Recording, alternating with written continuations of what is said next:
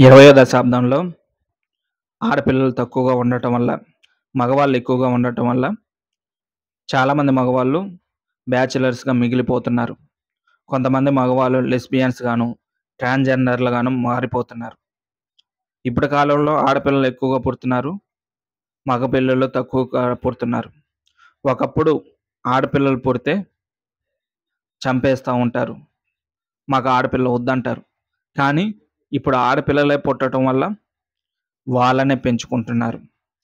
మగవాళ్ళ సంఖ్య తగ్గిపోవటానికి, లేకపోతే జెండర్‌ల గాను, లెస్బియన్స్ గాను మారిపోవటానికి కారణమేంటి? మగ, ఆడ తెలియటానికి ఆడవాళ్ళలో 2 ఎక్స్ క్రోమోజోమ్‌లు ఉంటాయి. మగవాళ్ళలో ఎక్స్ క్రోమోజోమ్, వై క్రోమోజోమ్ ఉంటుంది. ఆడవాళ్ళలోని ఎక్స్ క్రోమోజోమ్, మగవాళ్ళలోని వై క్రోమోజోమ్ కలిస్తే మగపిల్ల పుడతాడు. ఆడవాళ్ళలోని ఎక్స్ క్రోమోజోమ్, మగవాళ్ళలోని ఎక్స్ క్రోమోజోమ్ కలిస్తే ఆడపిల్ల పుడుతుంది. రాను రాను రోజుల్లో ఈ వై క్రోమోజోమ్ సంఖ్య తగ్గిపోతుంది. సంఖ్యే కాదు, దాని స్టామినా కూడా తగ్గిపోతుంది. అందుకే మగవాళ్ళు చాలా తక్కువగా పుడుతున్నారు.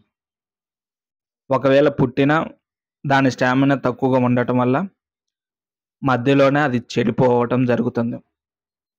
అందుకే వాళ్ళ ఫీలింగ్స్ ఆడవాళ్ళలాగా ఉంటాయి. కానీ అవయవాలు రావు. ఇలా రానున్న రోజుల్లో మగవాళ్ళ సంఖ్య తగ్గిపోవచ్చు. ఆడవాళ్ళు ఎక్కువగా ఉండొచ్చు. 50 మంది మగవాళ్ళుంటే 100 మంది అమ్మాయిలుంటారు. ఒక అబ్బాయికి ఇద్దరు చొప్పున కానీ, నలుగురు చొప్పున కానీ ఆడవాళ్ళుంటారు. ఒకవేళ అంత సంఖ్యలో ఉన్నా కూడా రానున్న రోజుల్లో ఆడవాళ్ళ గర్భసంచి స్టామినా తగ్గిపోవటం, పిల్లలు పుట్టకపోవటం, జన్యుపరమైన లోపాలు రావటం ఇలాంటివి జరుగుతా ఉంటాయి. ఒకవేళ పుట్టిన ఒక బిడ్డ కన్నా ఎక్కువ శాతం కనకపోవటం జరుగుతుంది.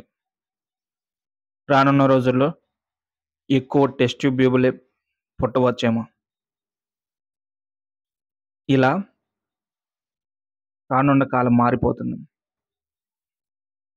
తర్వాత ఈ క్రోమోజోమ్ వాటి స్టామినా పెంచుకొని నార్మల్‌గా అవుతుంది. కానీ అది ఎప్పటికి జరుగుతుందో తెలీదు. రానున్న రోజుల్లో మాత్రం